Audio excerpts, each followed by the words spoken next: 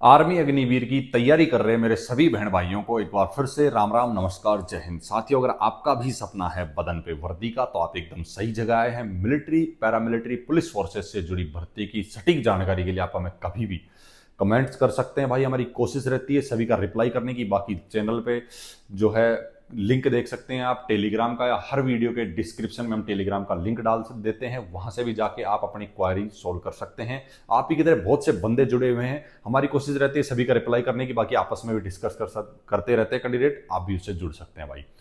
बाकी इस वीडियो में साथियों मैं बात करने वाला हूं अग्निवीर योजना में कुछ बदलाव जो सेना चाहती है, ठीक है, उसके बारे में, जिन्होंने इन बदलाव को लेके सरकार के सामने भी पक्ष रखा है कि भाई ये बदलाव कम से कम इतने तो होना जरूरी है अग्निवीर योजना के अंदर। तो सबसे पहले मैं बात करूंगा इसके अंदर कार्यकाल की।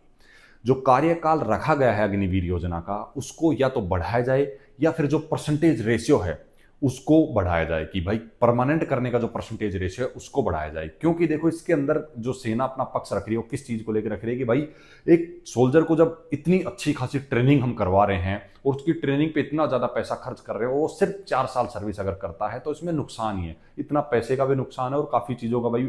और दूसरा, 4 साल तक तो जाके एक सोल्जर अच्छे से ट्रेंड सोल्जर बनता है, और फिर अगर उसको भेज दिया जाता है सिर्फ 25% लिए जाते हैं। बाकी उसमें जो काबिल सैनिक हैं उनकी संख्या बहुत ज्यादा रहती है, क्योंकि जिसने 4 साल तक अगर मिलिट्री से जुड़ा रहा है तो उसने बहुत अच्छे से वो चीजें सीखी, बहुत अच्छी उसकी ट्रेनिंग रही है, डिसिप्लिन रहा है, बहुत कुछ एक सिविल लाइफ से उसका बहुत कुछ चेंज हो जाता है।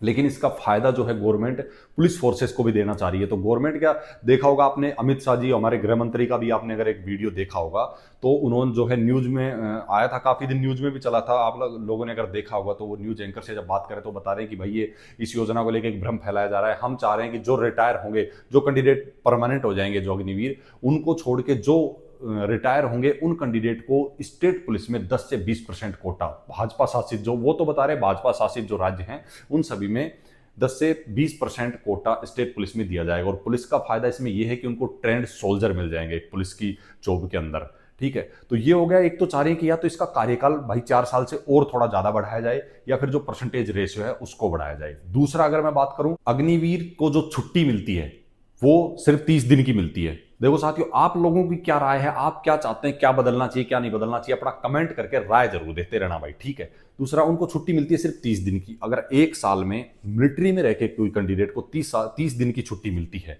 तो भाई वो उसके लिए बहुत टफ है। मान के चलो किसी की हार्ड जोन में ड्यूटी है और वो 15 दिन या 10 दिन छुट्टी अगर एक बार में लेता है, साल में कम से कम 3 बार कोशिश करेगा छुट्टी आने की, तो उसका रास्ते में भी, अगर मान लो कोई अरुणाचल प्रदेश में है तो उसका रास्ते में ही 4 से 5 दिन लग जाएंगे। तो और अगर फ्लाइट से आता है तो आपने देखा कितने महंगे वगैरह हैं। तो छुट्टी का अर्थ सिर्फ 30 दिन छुट्टी होना बहुत ज्यादा डिस्टर्ब कर रहा है इस चीज को, ठीक है। क्योंकि एक परमानेंट जो सोल्जर है, रेगुलर जो है, उसके लिए आप देखेंगे 90 दिन की छुट्टी बनती है और इनकी सिर्फ 30 दिन की। तो छुट्टी का भी एक वो है कि हाँ, इसकी छुट्टी का जो टाइमिंग है इसको थोड़ा बढ़ाया जाए। एक नॉर्मल जो परमानेंट सैनिक है उसी की तरह इनको 90 दिन की छुट्टी देनी चाहिए भाई, ठीक है। और आपकी क्या राय है, आप भी जो है अपना कमेंट करके बताते रहना। तीसरा, अगर मैं बताऊं, देखो सेना हमेशा सैनिक को ट्रेंड भी चाहती है, सैनिक से चाहती है कि इस देश की सेवा हमेशा करता रहे। एक सैनिक भी चाहता है कि मैं अपने देश के लिए हमेशा तत्पर रहूं जब भी मेरी जरूरत पड़े तब, है ना।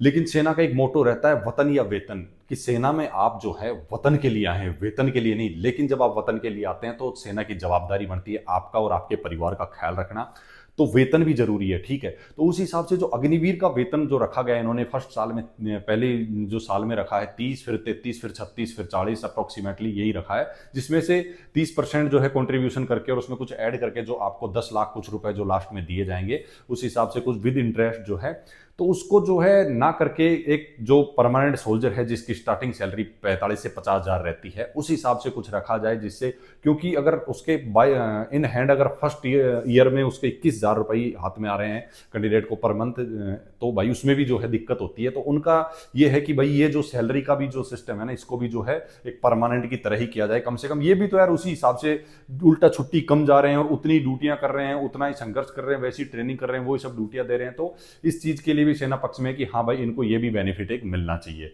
दूसरा, अगर मैं बात करूं बाकी आप बताना भाई आपकी राय क्या है। सेना ने तो जो है ये अपना पक्ष रख के सरकार तक भेजा है, बाकी सरकार क्या चाहती है, इस पर क्या डिसीजन लेती है, बाकी मैं आप लोगों को बता दूं भाई, अग्निवीर योजना में बहुत कुछ जो है इन सब को लेके बड़ा बदलाव होने वाला है। जल्दी ही आपको चीजें देखने को मिल जाएंगी। बाकी सैलरी को लेके तो आप लोगों को सबको पता चल ही गया होगा, सभी को पता चल गया कि भाई 8th पे कमीशन आने वाला है। तो मैं ये क्लियर कर दूं, अग्निवीर की भी 8th पे कमीशन में सैलरी बढ़ेगी, क्योंकि ये भी एक सेंट्रल गवर्नमेंट की जॉब है। तो ये डाउट में मत रखना कि अग्निवीर 4 साल का है तो उसको कुछ नहीं, नहीं, उसकी भी सैलरी बढ़ेगी साथियों, ठीक है। दूसरा, एज क्राइटेरिया को लेके कैंडिडेट्स का भाई डाउट था कि क्या एज क्राइटेरिया जो है इस बार की भर्ती में 23 साल, जो आपके अकाउंट मतलब क्लर्क एसकेटी जिसको पहले बोलते थे, अभी ऑफिस असिस्टेंट बोलते हैं उसको, टेक्निकल ट्रेड जो है उसका 23 साल, क्या 23 साल वाले कैंडिडेट को मौका मिलेगा? क्योंकि 21 से बहुत ज्यादा कैंडिडेट ओवरेज हो रहा है। देखो, इसके लिए मैं आपको क्लियर कर दूं, जो ये योजना जो आई थी ना, अग्निवीर स्कीम जो आई थी, किस लिए आई थी?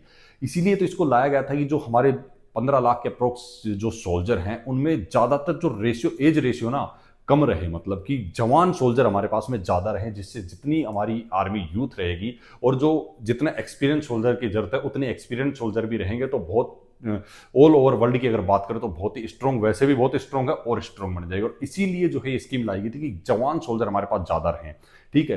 तो देखो, अगर वो चीज़ें देखे अगर लगे तो आप भी खुद आइडिया लगा सकते हैं कि फिर 23 साल वाले को लेना थोड़ा सा मुश्किल है।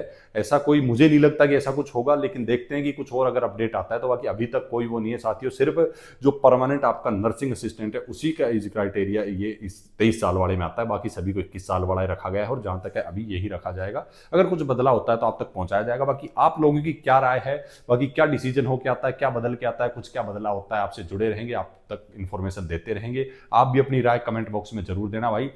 इस वीडियो में साथियों यही जानकारी थी, फिर मिलेंगे जबरदस्त वीडियो में जबरदस्त जानकारी लेके। तब तक के लिए सभी को राम राम, नमस्कार, जय हिंद।